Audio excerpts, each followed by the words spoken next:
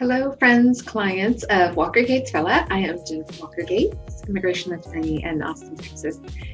And I'm here today to share with you about the I-751 petition to remove conditions on residence.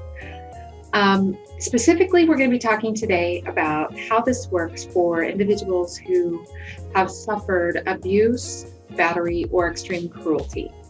And the reason that I want to talk about this is because in my career, I've met with so many immigrants, men and women, who have found themselves after marriage to a U.S. citizen in a really impossible situation where they are being subjected to abuse, whether that be violent abuse, battery, or extreme cruelty, which is emotional abuse, manipulation, and control.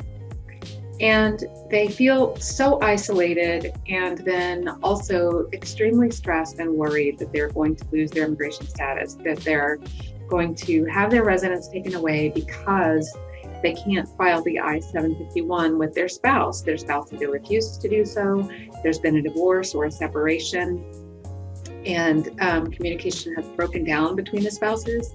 So I want to provide this information to assure any immigrants who are experiencing this situation that all is not lost.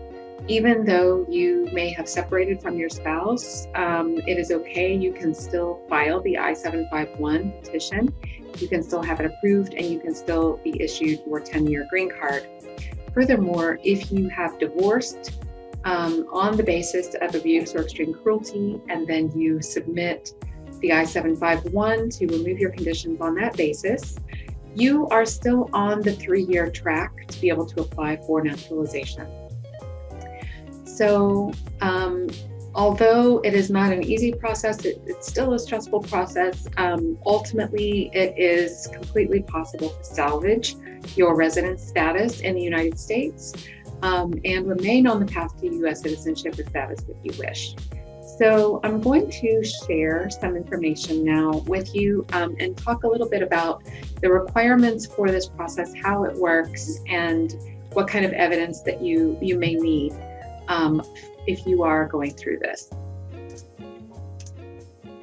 Okay, so the Form I-751 petition to remove conditions on residence is, as we know, it is the form that we are supposed to file when we are newly married to a U.S. citizen and we are issued a 2-year conditional resident card. These 2-year cards were initially created because immigration determined that there was way too much marriage fraud happening in the immigration system, meaning that individuals were getting married just for the purpose of obtaining a green card, and they weren't actually entering into valid marriages for purposes of creating a family and actually being spouses together, but rather just to get resident status in the United States. So these 2-year green cards were created to require newlyweds to prove one more time with the I-751 petition that the marriage was entered into in good faith for purposes other than obtaining an immigration benefit. So the traditional Form I-751 that is filed for people who have gotten married to a U.S. citizen, become lawful permanent residents in the United States, and remained married through that 2-year period are these. That I-751 has to be filed within the 3-month window preceding the expiration of that 2-year card. So between 1 year and 9 months and 2 years, that during that 90-day period is when the I-751 has to be filed. In addition, the I-751 has to prove, along with evidence that you submit with the application, with the petition, has to prove that the marriage was entered in good faith, not to obtain an immigration benefit. So a lot of that is going to be just the same as it was when you first submitted. It will include things like rental contracts or mortgage statements showing that the couple is living together, bills showing a common address, bank statements showing that you have shared accounts, perhaps insurance policies with both spouses' names. A number of different things can be used to show that the marriage was entered in good faith. Traditionally, the I-751 needs to be signed by both spouses. It needs to be signed by the husband and the wife, or if it's a same-sex couple, both husbands or both wives. And it needs to be signed by the U.S. citizen and the immigrant. That is traditionally how the I-751 works. If you are in a situation where your marriage has broken down, then that is not really possible. It is not always possible for both spouses to sign the I-751. So when that happens, there, like I said, is a way to save the case. Now, if you are an individual who has suffered abuse, battery, or extreme cruelty, then that is what you're going to be proving in your I-751 filing. These are the requirements that are applicable in cases where abuse, battery, or extreme cruelty has occurred against the immigrant by the U.S. citizen spouse. First of all, you don't have to wait until that 90-day window prior to the expiration to be able to file your I-751. If you have suffered abuse, battery, or extreme cruelty, you are able to file your petition at any time after you're granted your 2-year resident card. Okay, so you don't have to wait again until that particular time. Number 2, you still have to prove that the marriage was entered into in good faith and not to obtain an immigration benefit. So you still have to have some evidence that you entered the marriage in good faith and not to obtain an immigration benefit. However, your evidence may look very different if you're filing under this category than it might if you were filing as a traditional spouse that is still together with your U.S. citizen spouse. You may request a waiver of the joint filing requirement. As we said before, the I-751 traditionally needs to be signed by both spouses. However, if your marriage has broken down, and in particular, if it has dissolved because of abuse, cruelty, or battery, then you simply indicate in the filing that you are requesting a waiver of the joint filing requirement for your I-751. And finally, if you're filing in this category, then you do need to prove abuse, battery, or extreme cruelty committed against the immigrant by the U.S. citizen. And we're going to talk now about how you do that. A lot of immigrants who are subjected to abuse, battery, or extreme cruelty are extremely isolated and may not have a great deal of evidence to prove what has happened to them.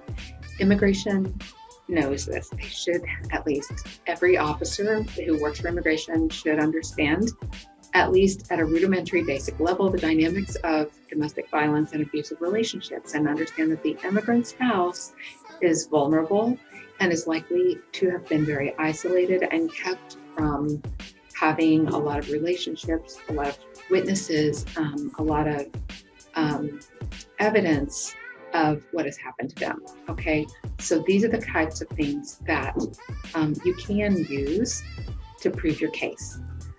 No police report is required in a case like this. It is not mandatory for you to have reported domestic violence or abuse to the police. Now, of course, if you have done that, then by all means, submit that documentation with your I-751, but it's not required. A lot of people never report anything because, again, extreme cruelty is one of the bases for filing this type of I-751, but extreme cruelty isn't actually illegal. We cannot call the police because someone is calling us terrible names. However, that can be the basis for filing on your own I-751. When you do that, there are additional items that you need to file, okay?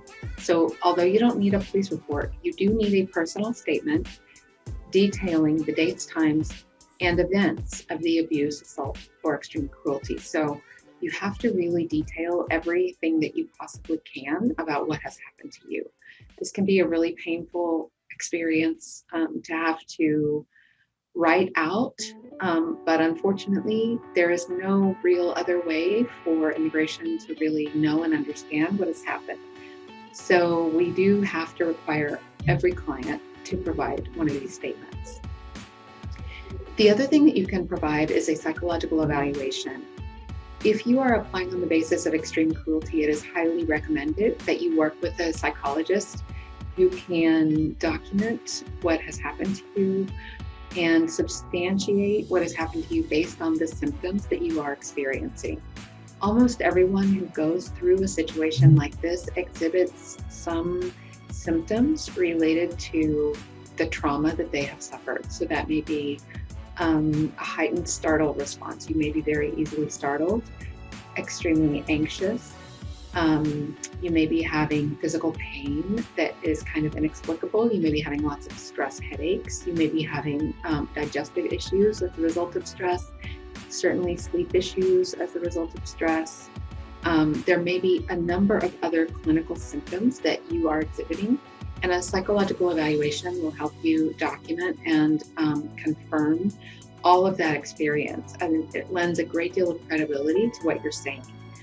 And in addition, psychologists are the types of professionals who can really evaluate whether a person who has experienced a certain type of treatment has experienced abuse. Every individual experiences abuse kind of differently. So what may be considered abusive for one person may not be considered abusive by another. But if you yourself have responded to a certain type of treatment in a particular way, then a psychologist can evaluate and say, yes, the traumatic response that has been caused in this situation rises to the level of abuse. And then that will get you where you need to go for immigration purposes. In addition, you can certainly submit photographs of any physical injury or any property damage that has been caused by the U.S. citizen spouse, prints of any threats or written insults that may be emails, texts, handwritten notes, anything along those lines that is threatening, insulting, abusive, that can be provided as evidence. Witness affidavits. So you may have either friends or family who have themselves witnessed what has happened, or there may be one or two people that you trusted enough to tell what is going on. And those people can substantiate your claim by saying, yes, I was told about what was happening, close to the time that it was happening. And those kinds of close in time statements are considered strong evidence for immigration purposes. Finally, if you've ever been issued a protection order by a court or any other legal entity, a police department or anything like that, then obviously those types of legal documents are very powerful evidence as well. So those are the types of things that you can use to prove up your case.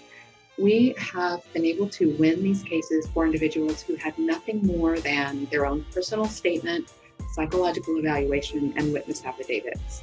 If you have those three things, I can tell you from personal experience that it is possible to have your I-751 approved, even without any additional evidence of abuse. What's most important to keep in mind is that every I-751 is simply seeking to confirm that that marriage was valid at the moment it was entered into. Okay, so whether you have separated, divorced, or simply are hiding out from your spouse and don't want your spouse to know that you're filing the I-751 on your own, it doesn't matter. All is not lost. The I-751 can still be approved so long as you can show that your marriage was valid when you entered into it, that you, as the immigrant, did not seek to enter into the marriage for the purpose of obtaining an immigration benefit. So I hope that that has helped ease some worry and anxiety for anyone who may be going through that kind of really difficult situation where you are in a relationship that has become very toxic and you are worried about your immigration status. I hope that you can set the immigration worries aside and simply focus on making sure that you're safe and then making sure that you are healing and receiving the psychological treatment that you need to overcome the trauma of that experience. If we can help at Walker Gates Vela with any kind of case like this, please don't hesitate to reach out to us. Our website has a button where you can click to schedule an appointment. So if you go to walkergatesvela.com, you can click on that and immediately get onto our calendars that way. In addition, I encourage everyone to hit that subscribe button. We do provide at least weekly updates, often several video updates each week with information about immigration processes, how they may be changing, what people need to be able to get successfully through the system. And so subscribe to our YouTube channel, reach out to us, find us on walkergatesvella.com or on facebook.com/WalkerGatesVella PLC, as well as Instagram @WalkerGatesVella. We look forward to hearing from you, and I will be back again in video format in Spanish with this same information and on YouTube each week at least with several updates. Thanks.